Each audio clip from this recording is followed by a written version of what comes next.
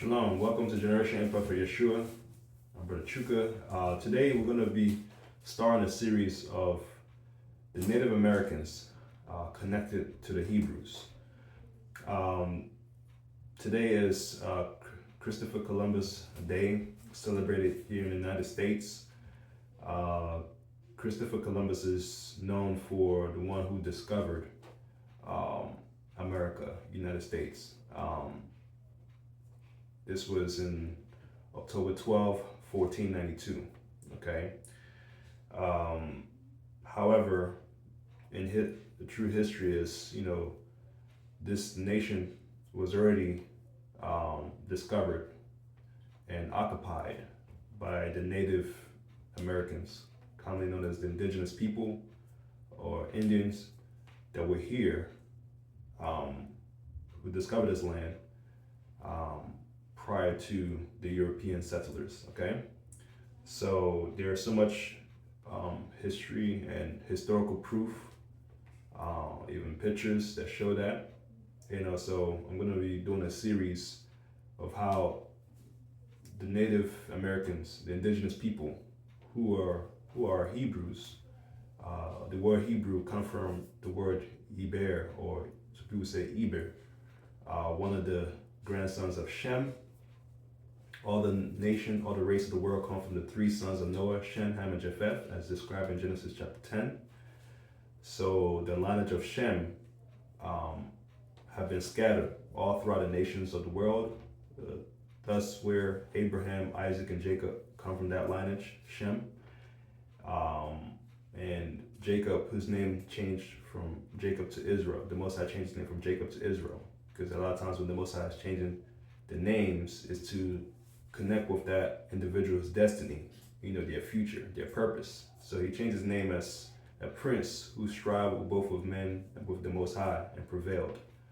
So he changed his name to Israel. So the children of Israel, the Hebrews, we've been scattered, especially prophesied in Deuteronomy chapter 28, verse 64 and verse 68. So we've been scattered throughout the nations, throughout the world, whether through migration or through slave ships. So these indigenous people, they migrated here a while ago. So we're going to go through a series of the Native Americans connected with the Hebrews in the Bible. So stay tuned. This is correlating with we are celebrating the Feast of Tabernacles at these times, which will be ending sundown tonight. It's actually for 7 days, as commanded by the Most High in Leviticus 23 from 33 to 44. So the Native Americans, the structure of their homes, they were also known to building tent-like structures. Okay, so like known as the teepee and the wigwams. The Israelites in the Bible, when they were taken out of Egypt after being there for 430 years, the most, took them out of Egypt and they stayed in the wilderness, and they mostly dwelt in tents and booths, and that's why we keep the feast as well, as a memorial. Okay, so but these people, the Native Americans, this was also part of how their homes were, like a tent-like, as well as some were the teepee. It was more like a triangular shape, kind of tent with wood. The wigwam or wiki up, more like a curved wood shape. The igloo, there's mostly a lot of the Native Americans that were there in Canada and Alaska, they use ice, and they also shape like a tent-like home, similar to like the wigwam. It's more like a curvature.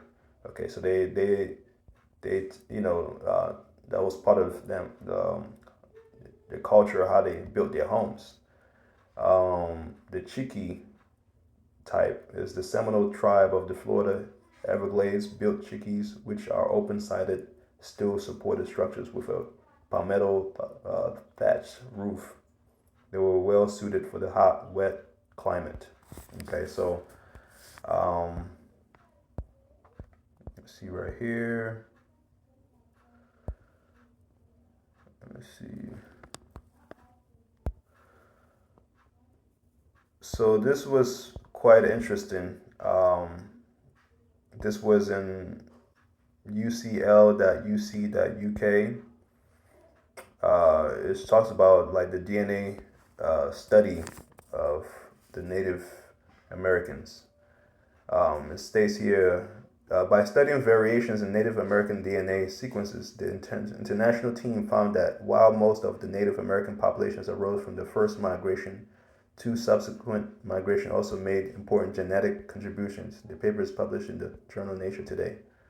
Um, it says, for years it has been contentious whether the settlement of the Americas occurred by the means of single, multiple migrations from Siberia, said Professor Andres Ruiz Linares.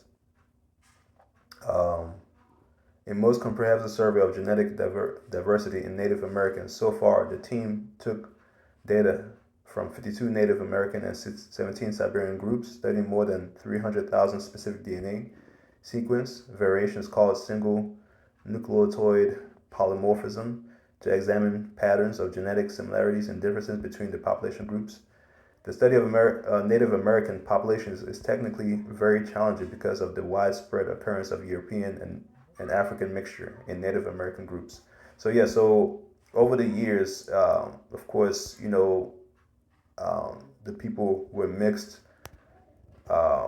with the, the we say that the people from the land of Shem and Ham comes African who that were taken here through ships, and it was a mixture of the people over time, and then of course some of the Europeans also mixed with some of this Native Americans. So, but yeah, not only they migrated in that area of Asia, some of them also from the land of Shem and Ham, commonly known as Africa as well.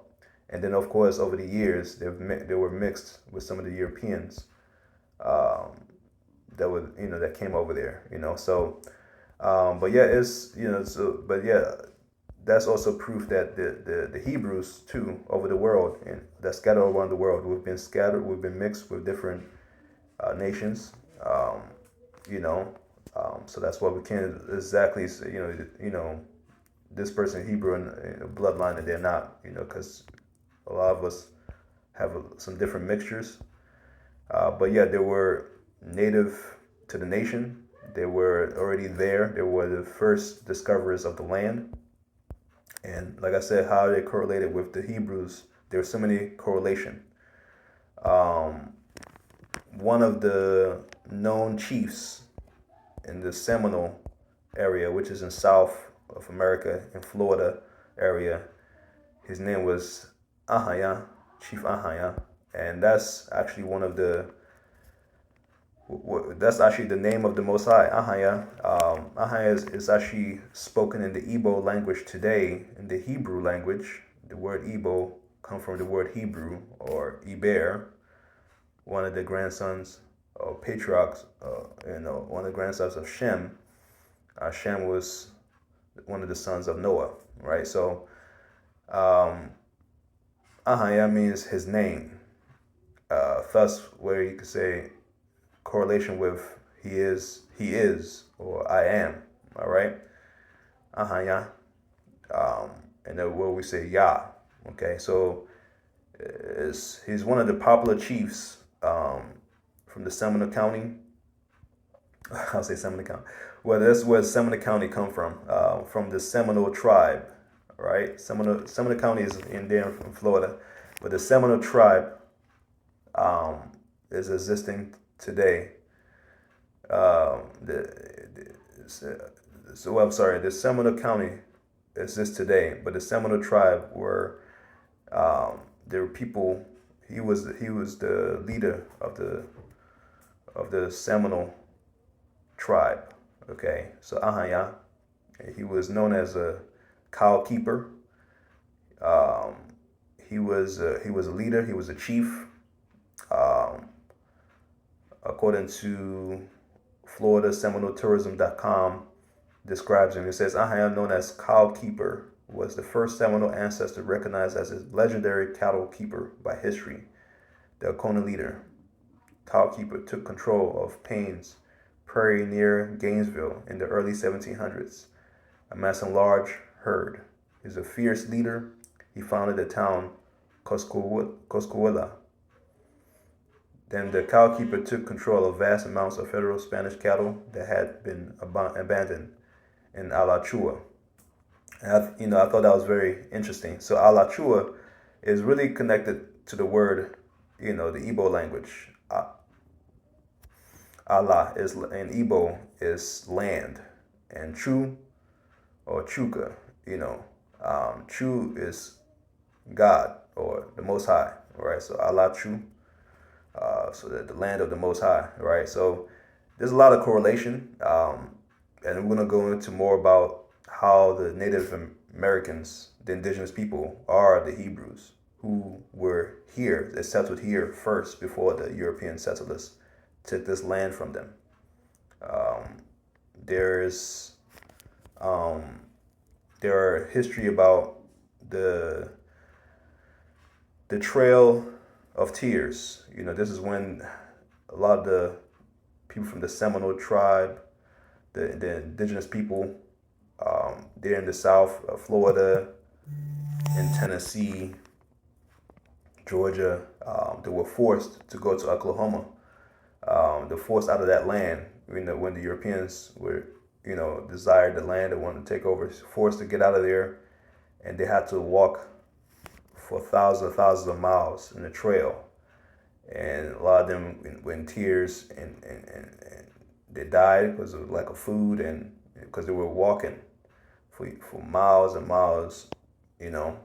And there were a lot of states that um, enforced and followed through with it for it to continue to take place, So they're forced to go to Oklahoma. Even after they were there, um, eventually that space was taken from them as well, So um, and thus come, Thanksgiving, what Thanksgiving is really about. Thanksgiving is really when a lot of the European settlers, took this land from them by force. A lot of slaughtering, a lot of killing that took place. Killed a lot of the Native Americans, to take this land, and we're gonna go into more of that, But the people that were already here, they also experienced what was mentioned in Deuteronomy 28. How they when they were going through that trail, some of them were in chains. Um, they were in chains, and the scripture talks about how they, when our people were to go against his laws, they'll put he's going to send a fierce nation as swift as an eagle. Okay, where's that eagle from? That's a symbol of Rome. They're going to put a yoke of iron around the neck, right? As described in Deuteronomy 28:49.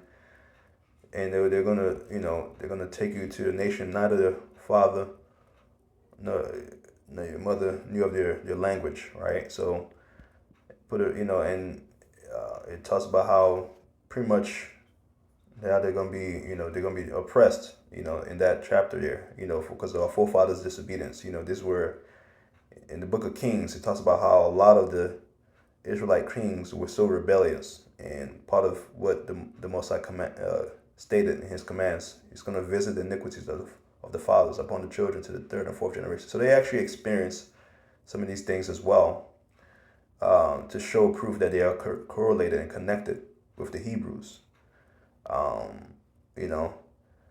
However, Yah's going to restore everything. He's going to fight for his people because he knows what the nations have done.